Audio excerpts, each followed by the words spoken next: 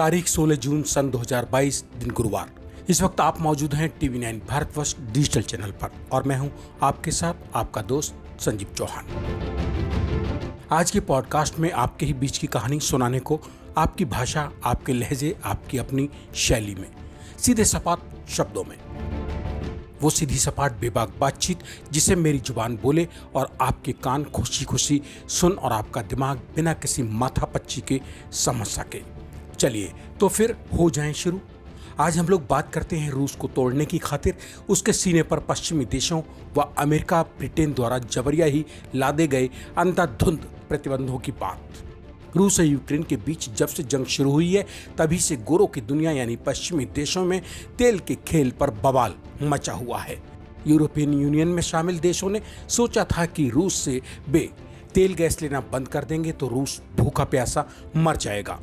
ऐसा उस रूस के बारे में सोचा जाने लगा जिस रूस के तेल गैस के बलबूते पश्चिमी देशों के अपने चूल्हे जला करते हैं। मतलब जैसे ही रूस को उस वक्त के लिए ही क्यों ना सही यूक्रेन के साथ युद्ध में जाकर क्या अड़ा या फंसा, गीदड़ों सियारों सब ने रात के बजाय दिन में ही बांग लगाना शुरू कर दिया, बिना ही ये जाने समझे कि रूस पर लगाए गए प्रतिबंधों से उसका बाल बांका भी होने वाला नहीं है। सोचे वे देश जिनके चूल्हे ही रूस के तेल गैस से जला करते थे। रूस ने अगर इन नामुराद देशों की गैस तेल आपूर्ति अपना बूट रखकर उसे रोक दी तब पश्चिमी देश कैसे जिंदा बचेंगे। हाँ, इतना जरूर है कि जब से रूस पर प्रतिबंध का खेल अमेरिका और पश्चिमी देशों ने खेला है तब से रूस के सिवाय बाकी आधी दुनिया में त्राहिमाम मचना शुरू हो गया है। दुनिया में तेल के दामों को लेकर कोहराम मचा है। अच्छे भले भारी भरकम खाते पीते कई देश भी आने वाले वक्त में तेल गैस की किल्लत की कल्पना से ही सिहर उठते हैं, क्योंकि वे जानते हैं कि अमेरिका की गीदड़ भभकी और रूस की हकीकत में कैसे जमीन आसमान का फर्क है। रूस ने अगर पांव पीछे खींचे तो तमाम देश तेल गैस की बात छोड़िए अपने आप पानी मांगकर पीने के काबिल भी नहीं बचेंगे। हाँ, अमेरिका ने आज अगर रूस के ऊपर प्रतिबंध लगाए हैं तो वो कल उन्हें अपनी औकात समझ में आते ही हटा भी लेगा। मतलब कहने का यह है कि विकासशील देशों में तेल की निरंतर बढ़ती कीमतों का सीधा असर उनकी अर्थव्यवस्था को बुरी तरह से चौपट करने पर आमादा है। इसके बावजूद यूरोप समेत पश्चिमी देश लगातार भारत और अन्य कई एशियाई देशों के ऊपर रूस से तेल आयात कम करने या फिर बिल्कुल न करने का दबाव बना रहे हैं। इन देशों का कहना है कि रूस को इस वक्त किसी भी तरह का भुगतान उसे यूक्रेन के खिलाफ युद्ध में मदद करने जैसा होगा।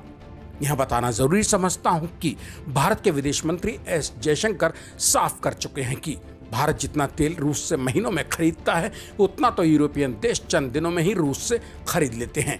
तो फिर ऐसे में अब ये देश भारत या फिर एशियाई देशों से किस मुंह से कह पा रहे हैं कि वे रूस से गैस और तेल ना खरीदें।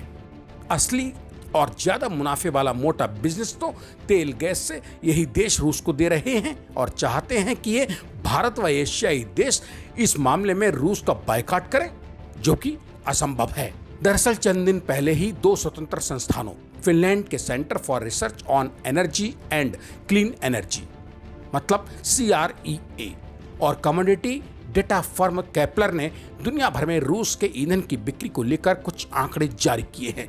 इन रिपोर्ट्स कहिए या फिर आंकड़ों में रूस से निकलने वाले कच्चे तेल से लेकर प्राकृतिक गैस और कोयले तक के निर्यात का डाटा मौजूद है। ऐसे में आपका और मेरा जानना जरूरी है कि आखिर पश्चिमी देशों के दावों के बीच रूस ईंधन आयात के जरिए कितनी कमाई कर रहा है। कौन कौन से देश मौजूदा विपरीत हालातों में रूस से सबसे ज्यादा तेल और ईंधन आयात कर रहे हैं। रूस ने यूक्रेन से युद्ध छेड़ने के बाद 100 दिन में 93 अरब यूरो की कमाई की है। चौंकाने वाला तथ्य यह है कि उसकी इस कमाई में एक बहुत बड़ा हिस्सा यूरोपीय देशों से ही पहुंचा है, वो भी तब जब यूरोपीय संघ लगातार रूस पर अपनी निर्भरता घटाने के दावे ठोकने में जुटा है। रिपोर्ट के मुताबिक युद्ध शुरू होने के बाद 100 दिन में रूस की ओर से किए गए कुल ईंधन निर्यात में 61% हिस्सा यूरोपीय संघ ने हासिल किया। मीडिया रिपोर्ट्स के मुताबिक जिसकी कीमत 57 अरब यूरो के करीब की रही।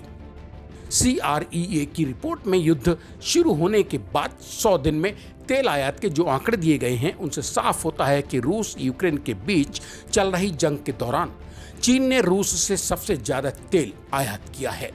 जो कि अपने आप में चीन के दुश्मन देश अमेरिका के लिए नींद उड़ाने वाली खबर है।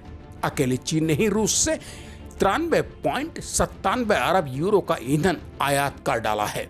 मतलब रूस के कुल निर्यात में करीब 13 से 14% भागीदारी तो अकेले चीन ने ही निभा डाली है। इसके बाद आता है यूरोप में सबसे बड़े ऊर्जा उपभोक्ता देश जर्मनी का नंबर।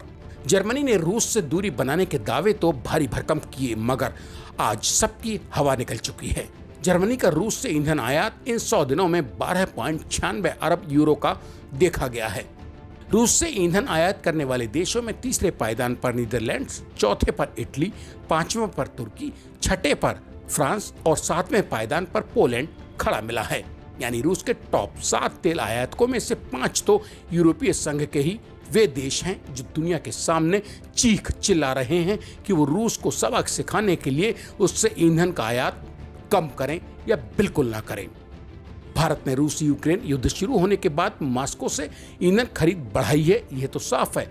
मगर भारत जहां युद्ध शुरू होने से पहले फरवरी तक रोजाना रूस से 1 लाख बैरल प्रतिदिन कच्चा तेल आयात कर रहा था, वहीं अप्रैल में यह खरीद 3,70,000 बैरल प्रतिदिन और फिर मई में बढ़कर 8,70,000 बैरल प्रतिदिन तक पहुंच गई।